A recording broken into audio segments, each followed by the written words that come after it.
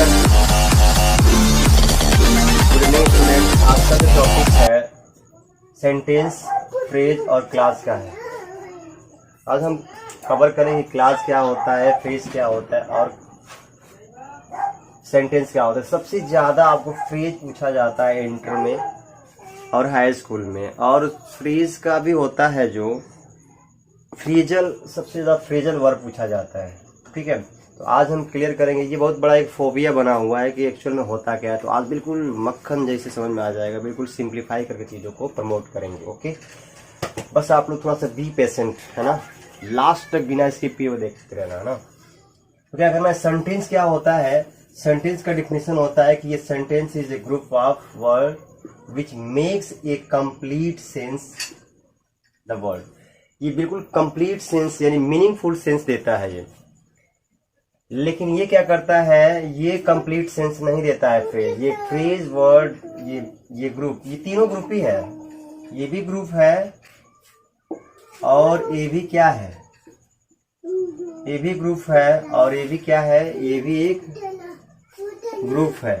तीनों ग्रुप है, देखा जाए तो तीनों ग्रुप है।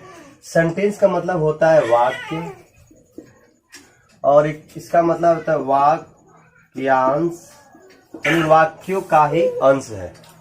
और इसका मतलब है उपवाक्य। राइट, हाँ बेटा, फुल सेंस देता है, कंप्लीट सेंस देता है। और ये इसके पार्ट्स होते हैं assertive sentence, imperative sentence, exclamatory sentence और कंपैरेटिव सेंटेंस। तो ये सेंटेंस तो मैं ऑलरेडी बता चुका, सब लोग को पता हुआ है, सब लोग को पता भी है। चलो एक बार लिख देते हैं, एसर्टिव, ये वो एसर्टिव पहला। दूसरा होता है इंट्रोगेटिव और तीसरा होता है एक्सक्लामेटरी।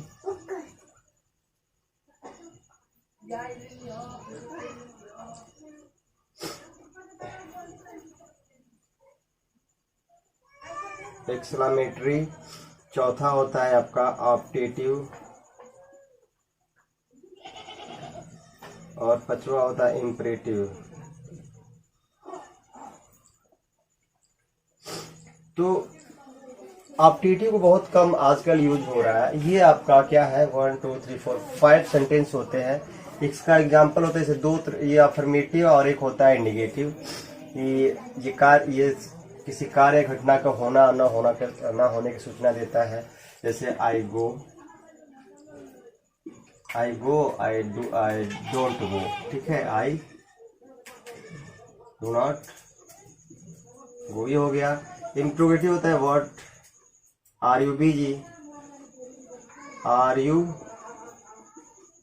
डिटेल्स नहीं बताएंगे, ठीक है, क्योंकि सब लोग जानते हैं। मैंने ये नाम लिख दिया ना।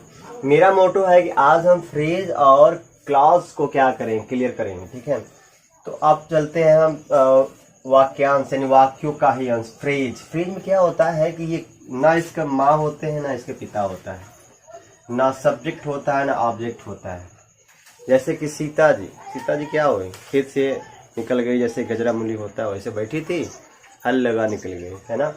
तो ठीक वैसा ही होता है कि विदाउट सब्जेक्ट ऑब्जेक्ट, ये भी एक ग्रुप है, लेकिन इसका क्या ना होता है, ना सब्जेक्ट होता है ना ऑब्जेक्ट होता है। ये होता है कैसे है कि एक्ट अपान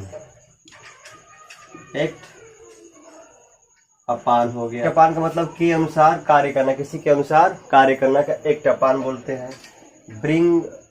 ब्रेकअप हो गया, ब्रेकअप तो कौन ही जानता है इसके बारे में। ब्रेकअप हो गया और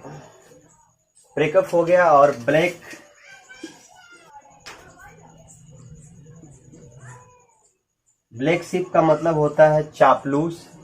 अगर आप फ्रेज नहीं जानोगे तो कहोगे ब्लैक शिप यानी कि काला भेड़। तो हम करेंगे मतलब कि ये जो होता है ना, सबसे ज्यादा इंग्लिश टॉकिंग में यूज होता है। अगर आपको इंग्लिश स्पीक करना है या इंग्लिश में कन्वर्सेशन करना है तो सबसे ज्यादा आपको फ्रेजेस रट्टा मारना होगा। क्योंकि फ्रीजेस का मतलब ही कुछ अलग होता है। हॉर्स, ब्लैक हॉर्स का मतलब होता है छुपा रुस्तम। तो ये सब चीज़ें रटना पड़ता है, ये आपकी इंग्लिश टॉकिंग में काफ़ी इम्प्रूव करेगी।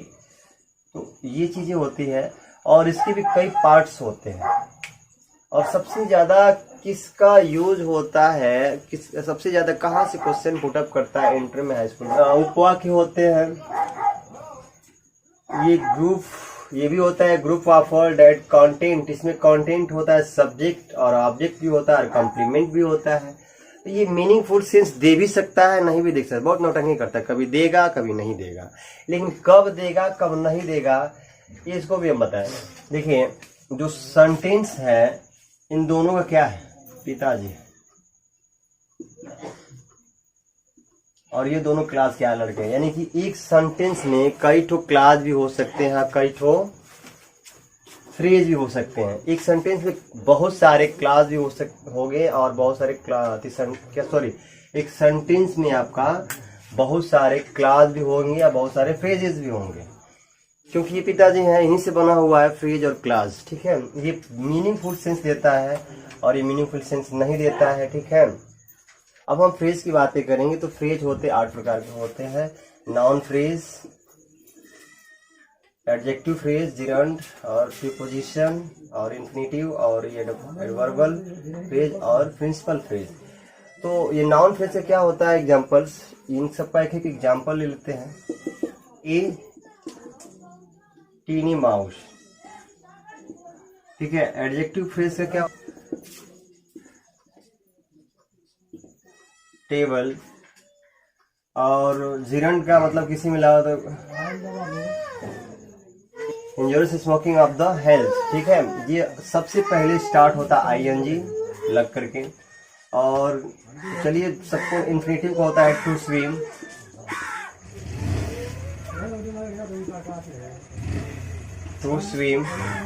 टू लगता है इन्फिनेटिव में। और एडवर्बल जानते हैं कि एक्ट अपॉन।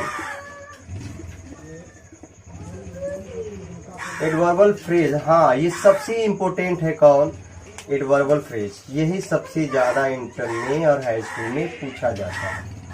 ठीक है, इसका क्या होता है, सेंटेंस बनाना होता है। ठीक है, जैसे अभी हम बनाएंगे,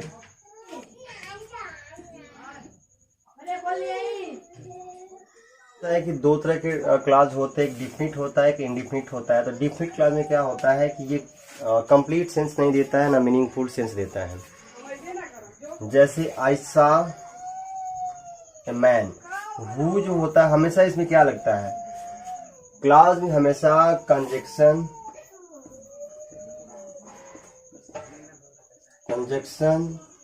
और कामा और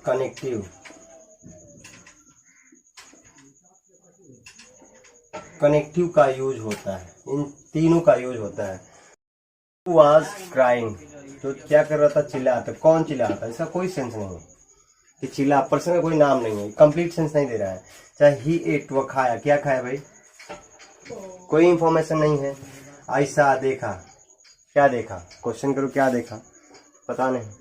तो ये कंप्लीट सेंस नहीं देता है। लेकिन जो डिफिनिट होता है, इनडिफिनिट, वो कंप्लीट सेंस देता है। इंडिफिनिट क्लास है वो मीनिंगफुल सेंस देता है। इंडिफिनिट क्लास की बात कर रहे हैं, अभी हमने डिफिनिट बताया है, इंडिफिनिट के बारे में बता रहे हैं कि ही इज क्राइंग, वह चिल्ला रहा है। ठीक है, बट एक कंजक्शन लग गया, बट नो वर्ड एक्शन, कोई एक्शन या कोई नहीं सुना उसका। ठीक है, कोई ध्यान नहीं दिया ना कोई सुना। ठीक है, एक्शन हो गया। तो ये आपका कंप्लीट सेंस दे रहा है। ठीक है, आई सॉ ए मैन, मैंने एक आदमी देखा, कामा यहाँ लगा हुआ है। ही वॉज स्लीपिंग, वह सो रहा था। तो ये भी कंप्लीट सेंस दे रहा है। कहने का मतलब कि जो इनडिफिनिट जो क्लास होते हैं मीनिंगफुल सेंस देते हैं, और जो इनडिफिनिट होते हैं जो डिफिनिट होते हैं वो मीनिंगफुल सेंस नहीं देते हैं। ये मीनिंगफुल सेंस नहीं देगा, ना ही कंप्लीट सेंस देगा, ये कंप्लीट सेंस देता है। ठीक है, तो आज हमने समझा है कि क्लॉज क्या होता है, फ्रेज क्या होते हैं और सेंटेंस क्या होते हैं और कितने इसके पार्ट्स होते हैं।